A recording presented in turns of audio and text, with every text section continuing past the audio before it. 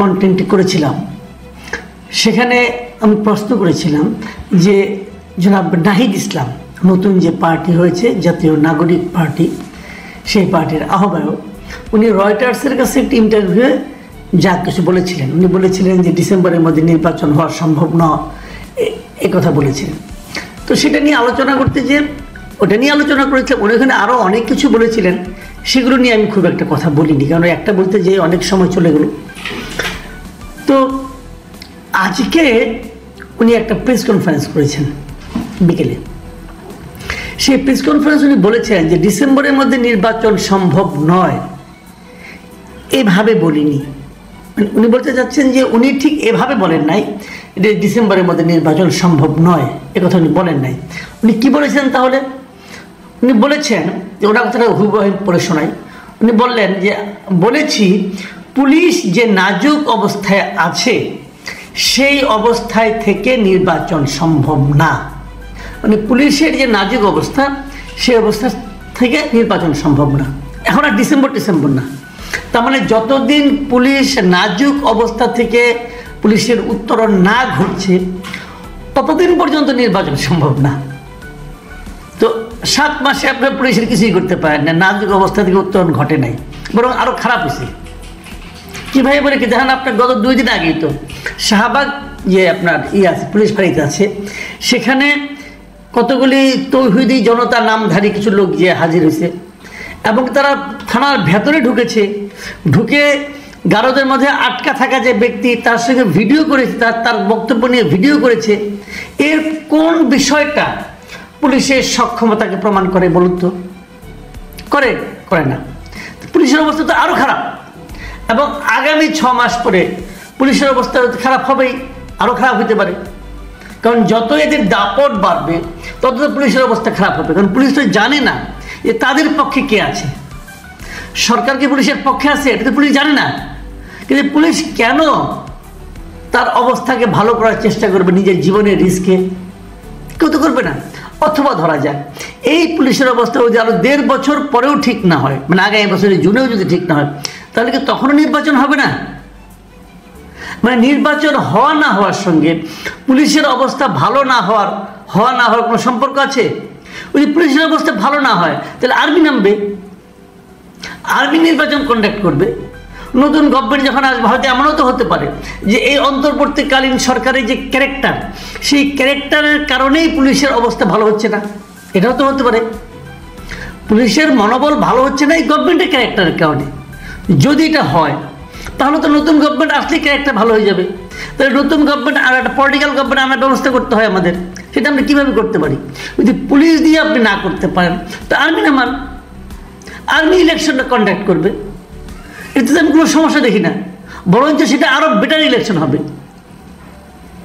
তো আর্মি তো আমার দেশেই আছে, এটা তো বিদেশ থেকে আমদানি করতে হবে না। তো এগুলো কি আসলে মোদ্দা কথা হলো নির্বাচনকে দেরি করিয়ে দেওয়ার একটা গরিমসি ভাব। আচ্ছা ঠিক আছে, আমি এটা ধরলাম না, উনি যেটা বলেছেন সেহেতু এটা নিয়ে আমার মানে কোনো বক্তব্য নাই। আমি আরেকটা পয়েন্টে আসি যেটা কালকে আমি বলিনি, যে কথাটা কালকে আমি বলিনি। ওনার রয়টারের ইন্টারভিউয়ে কিন্তু আরেকটা বিষয় এসেছিল। সেই বিষয়টা হলো উনি বলেছিলেন যে কিছু ধনী মানুষ আমাদেরকে অর্থ সাহায্য করছে, সেটা দিয়ে তারা করবে, এবং তারপরে আরও বলেছিল যে আমরা গণ সহযোগিতা নেব, মানুষের কাছ থেকে গণ চাঁদা যেটাকে বলা হয়, ক্রাউড ফান্ডিং যেটাকে ইংরেজিতে বলা হয়, তার মাধ্যমেও আমরা আমাদের অর্থ সংগ্রহ করার চেষ্টা করছি। এটা কিন্তু কালকে তিনি বলেছিলেন। ওইটার ব্যাপারেও উনি কী বলেছিলেন ওটা আমি আর এখন বিভিন্ন পত্রপত্রিকা যেটা পেয়েছি সেটা আর পড়ে শোনাচ্ছি না। উনি কি দাবি করেছেন সেটা আমি বলি। নাহিদ ইসলাম বলেন যে রয়টার্সের ইন্টারভিউতে কিছু মিসকোড হয়েছে। আমি বলেছিলাম যে আমাদের আর্থিক বিষয়ে সমাজের যে সচ্ছল মানুষ বা শুভাকাঙ্ক্ষী রয়েছেন তারা মূলত আমাদের সহযোগিতা করে। আমরা একটা ক্রাউড ফান্ডিংয়ের দিকে যাচ্ছি, অনলাইন এবং অফলাইন কেন্দ্রিক। এই হলো গিয়ে মূলত বক্তব্য। উনি বলেছেন যে গণমাধ্যমে এটা নিয়ে ভুল তথ্য এসেছে, এটা সংশোধন করার জন্য অনুরোধ করব। আচ্ছা ঠিক আছে, তাহলে উনি ভুল তথ্য আলাপবাদ কী তথ্য এসেছে ওটা নিয়ে আলোচনাই করতে চাই না। উনি সর্বশেষ যেটা সংশোধন করে দিলেন ওনার বক্তব্যে বাংলা ভাষায়, এবং সেটা হুবহু এসেছে। আমি সেটা নিয়ে একটু কথা বলতে চাই। প্রথমত উনি কি বলেছেন আবার বলি, শুনুন। আমাদের আর্থিক বিষয়ে সমাজের যে সচ্ছল মানুষ বা শুভাকাঙ্ক্ষী রয়েছেন, তারা মূলত, মাথায় রাখবেন, মূলত আমাদের সহযোগিতা করে। মানে প্রধান সাহায্যটা তারা পাচ্ছে সমাজের আর্থিকভাবে সচ্ছল বা শুভাকাঙ্ক্ষীদের কাছ থেকে। যারা আর্থিক এবং তাদের শুভাকাঙ্ক্ষী, তাদের কাছ থেকে যে অর্থটা পায়, এটাই তাদের প্রধান আয়ের উৎস। তারপরে আবার বলছে আমরা একটা ক্রাউড ফান্ডিংয়ের দিকে যাচ্ছি, যায় না এখনো, তারা যাচ্ছে। মানে ক্রাউড ফান্ডিং মানে কি? গণচাঁদা। সাধারণ মানুষকে বলবে আপনারা আমাদের টাকা দেন, আমরা দল চালাবো। অনলাইনে হতে পারে, বিকাশে হতে পারে, নগদে হতে পারে, যে যেভাবে পায় তাদেরকে টাকা দিবে। এই একটা পদ্ধতি হতে পারে। ওনার ওদিকে যাচ্ছেন মানে কি?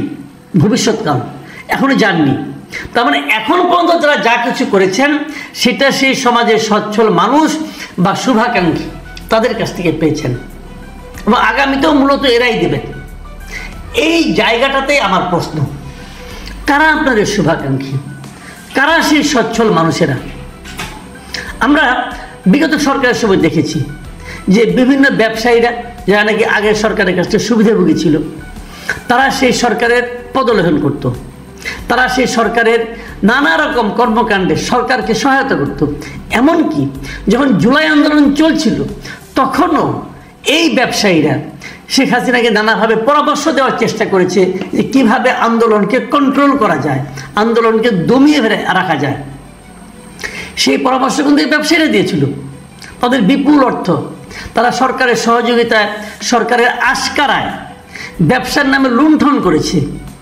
নানা মানুষের কাছ থেকে তারা লুণ্ঠন করেছে, ব্যাংক লুট করেছে, ব্যাংকের টাকা নিয়ে বিদেশে রপ্তানি করেছে, এই ব্যবসায়ীরাই করেছে। তার একটা তালিকাও হয়েছে, নতুন গভর্নমেন্ট এসে একটা তালিকাও করেছে। 10 জন ব্যবসায়ীর নাম আমরা দেখতে পাচ্ছি। এই 10 জন ব্যবসায়ী, বেক্সিমকো আছে, বসুন্ধরা আছে, ওরিয়ন গ্রুপ আছে, সামিট গ্রুপ আছে, এরকম আরও নাবিল গ্রুপ আছে, এরকম 10টা কোম্পানি আছে তাদের নাম, যারা নাকি মানে শিরোমণি, মানে দুর্বৃত্তের পনার মাথায় শীর্ষস্থানে অবস্থান করছে এই 10টা প্রতিষ্ঠান। এখন আমি নাহিদ ইসলামকে বলব, বুকে হাত দিয়ে বলুন, এই 10টার কারো কাছে কি আপনার কাছ থেকে আপনার জানেন টাকা নেন নাই? এই 10টার কেউ কি আপনাদের শুভাকাঙ্ক্ষী আছে? আপনি বলবেন নাই। আমি আপনার কথা বিশ্বাস করব না। কেন করব না? করব না এই কারণে, বিভিন্ন কারণ আছে বিশ্বাস না করার। আমি ওই কারণগুলিতে যাচ্ছি না। আমি আপনাকে বলবো যে আমি আপনার কথা বিশ্বাস করব তখন যখন আপনি সমস্ত শুভাকাঙ্ক্ষীদের নাম ঘোষণা করবেন, নাম প্রকাশ করবেন। আপনি বলুন আপনাদের শুভাকাঙ্ক্ষী কারা, নাম বলতে অসুবিধাটা কি? তারা তো এই দেশেরই লোক। যদি তারা বিদেশের লোক হয়, যদি ইন্ডিয়ার লোক হয়, তাহলে আমি বলবো যে আপনি ইন্ডিয়ার টাকায় করতেছেন, পলিটিক্স করতেছেন। যদি পাকিস্তানের লোক হয়, বলবো আপনি পাকিস্তানের টাকায় পলিটিক্স করতেছেন। যদি ট্রাম্পের লোক হয়, তো বলবো ট্রাম্পের টাকায় আপনি পলিটিক্স করতেছেন। যদি বসুন্ধরার তার মধ্যে থাকে, তাহলে আমি বলবো আপনি বসুন্ধরার টাকায় পলিটিক্স করতেছেন। বলতে পারবো না? পারবো। আমি জিনিসটা বলতে চাই, আপনি বলুন যে কারা আপনাকে টাকা দিচ্ছে, সেই শুভাকাঙ্ক্ষীদের নাম বলুন। কে কত টাকা দিচ্ছে তাও নাম বলুন। সেই টাকাটা কি ব্ল্যাক মানি নাকি হোয়াইট মানি? তাদেরকে আপনি কোনো রসিদ দিয়েছেন? রসিদ দিয়ে চাঁদা নিয়েছেন, নাকি ডান হাতে দিয়েছে বাম হাতে পকেটে ঢুকিয়েছেন, আবার সেখান থেকে দলের জন্য বের করার সময় অর্ধেক পকেটে রেখেছেন, অর্ধেক দলকে দিয়েছেন? কোনটা? এই জিনিসগুলো আমি সন্দেহ করব ভাই। আমি এই দেশের নাগরিক, আমি সন্দেহ করব। আপনাকে যতক্ষণ পর্যন্ত না আপনি নিজের অবস্থানটা পরিষ্কার না, আপনি পরিষ্কার করার লোক। আপনি তো আপনার নিজের ইনকামের কথা পরিষ্কারভাবে বলেছেন, আপনি আপনার ব্যাংক অ্যাকাউন্টের কথা বলেছেন, আপনি আপনার ফ্যামিলির কথা বলেছেন, তো আপনি আপনার দলের কথা বলতে পারবেন না কেন? বলেন, আমরা শুনতে চাই। আমরা আপনাকে ভালোবাসতে চাই, আমাদের সেই ভালোবাসার সুযোগটা করে দেন। আপনি ট্রান্সপারেন্ট হন। ট্রান্সপারেন্ট হলে এক লাফে আপনার দলের জনপ্রিয়তা অনেক দূরে এগিয়ে যাবে। আওয়ামী লীগ বিএনপি ট্রান্সপারেন্ট দল না ভাই। আমরা তাদের বিকল্প একটা দল খুঁজতেছি। আমরা সেই দলটাকে আপনাকে ভাবতে চাই। আপনি আমাদেরকে হেল্প করুন। এই সাহায্যটা আপনাকেই করতে হবে। আর যদি করতে না পারেন, তাহলে তো সেই আপনি গড্ডালিকে প্রবাহে গা ভাসালেন। আগে এই সমস্ত দুর্বৃত্ত ব্যবসায়ীর কাছ থেকে আওয়ামী লীগ বিএনপি নিয়েছে, এখন আপনারা নেওয়া শুরু করলেন। তাহলে যেই লাভ সেই কদু, আমাদের লাভটা কি হলো? জনগণের ভাগ্যতে কোনো পরিবর্তন হলো না। আমি আপনাকে আহ্বান করব, আপনারা অতি দ্রুত এতদিন যত টাকা পেয়েছেন সব টাকার হিসাব পাবলিক ডোমেইনে অনলাইনে আপনারা ওপেন করে দেন। কার কাছ থেকে কত টাকা পেয়েছেন, প্রত্যেকটা নাম, প্রত্যেকের নামের তার কোন ব্যবসা প্রতিষ্ঠান এবং তার কাছ থেকে কত টাকা পেয়েছেন তার একটা হিসাব দেন। যদি কাউকে 10 টাকা পান সেটাও বলেন, অমুক আমাকে 10 টাকা দিয়েছে বলেন। আমরা হিসাবটা চাই আপনার কাছ থেকে। আপনি কয় টাকা তুলেছেন, কয় টাকা খরচ করেছেন, অথবা কয় টাকা আপনার লোকজন মেরে দিয়েছে সেটাও আমি জানতে চাই। প্রিয় দর্শক, নতুন দলের কাছে আমাদের চাহিদা সবসময় বেশি থাকবে। নতুন দলের কাছে আমাদের প্রত্যাশা নতুন প্রত্যাশাই থাকবে। সেই নতুন প্রত্যাশা যদি নতুন দল না মেটাতে পারে, তাহলে নতুন দলের সঙ্গে পুরাতন দলের কি পার্থক্য রয়েছে?